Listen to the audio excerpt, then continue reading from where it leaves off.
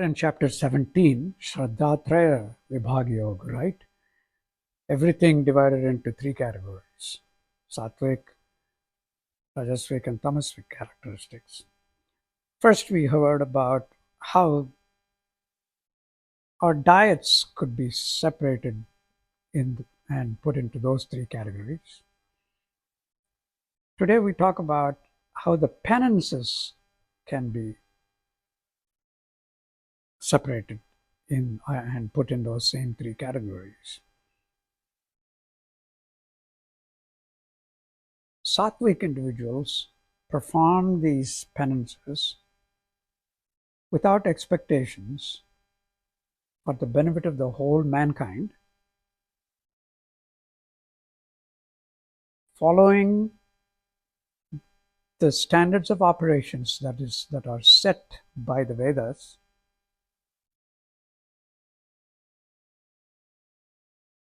to a T.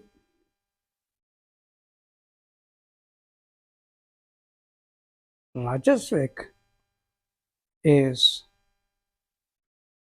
the type of penance done with specific expectations.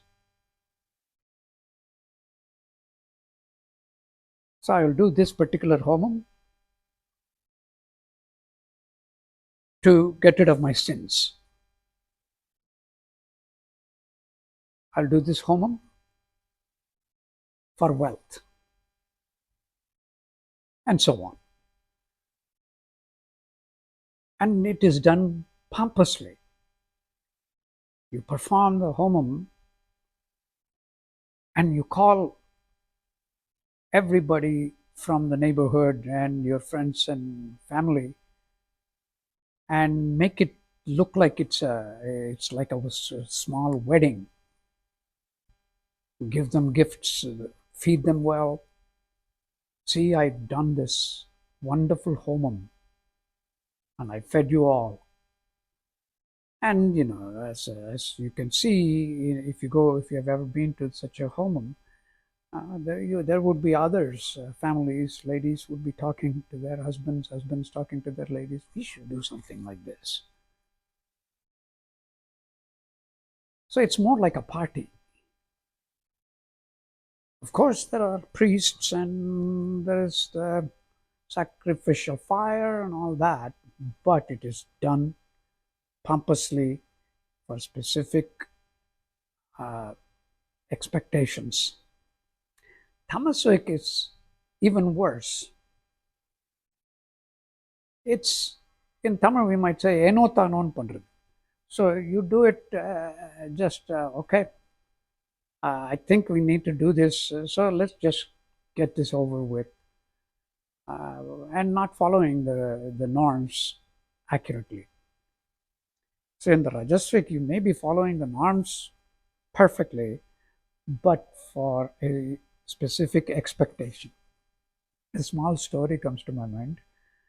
Apparently, one of the villages in southern India was suffering due to lack of rain for several years.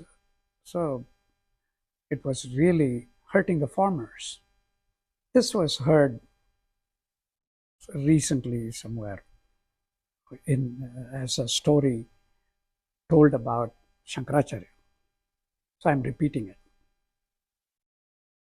So apparently those villagers requested the Matam to the Kanchipuram to perform a homam, Varuna Homam, so they would get rain. These priests took it upon themselves, took the blessings of Śhraddhātraya, Periyava, and went and performed the homam. They were treated apparently exquisitely with incredible food. They're suffering, but they somehow put together all the necessary rituals, all the things that are needed for the rituals, and fed the priests incredibly well, kept them in a beautiful lodging,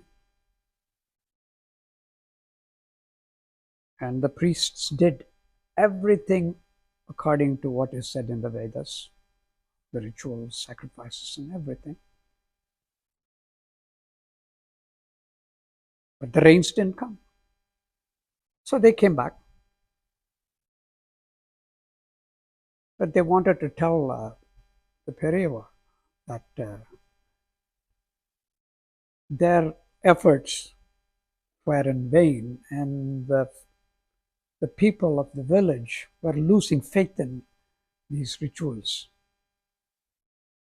Apparently, Shankaracharya, he got a little upset about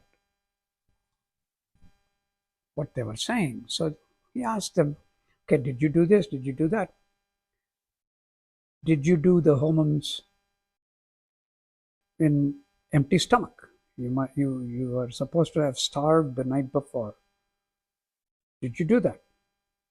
They said no. And there were a couple of other things that they had not, they had overlooked, even though at the time of the homam they performed everything correctly and intonations were perfect. They did not follow many of the other external discipline that needs to go along with it as the performers of the homam. So, at the cost of Kanchipuram, they were sent back to the village, but this time they were told not to accept anything from the villagers and follow all of the norms and perform the homam. And they were doing that. They could not finish the homam because apparently the village was flooded due to torrential rain before they could complete all the rituals. So the moral of the story is these homams are there and will work only if they are followed completely correctly. And we don't even know these days all of the exact rituals that needs and the discipline that needs to go along with it. And even some of the intonations may have been lost over time. And that is my take on today's verse.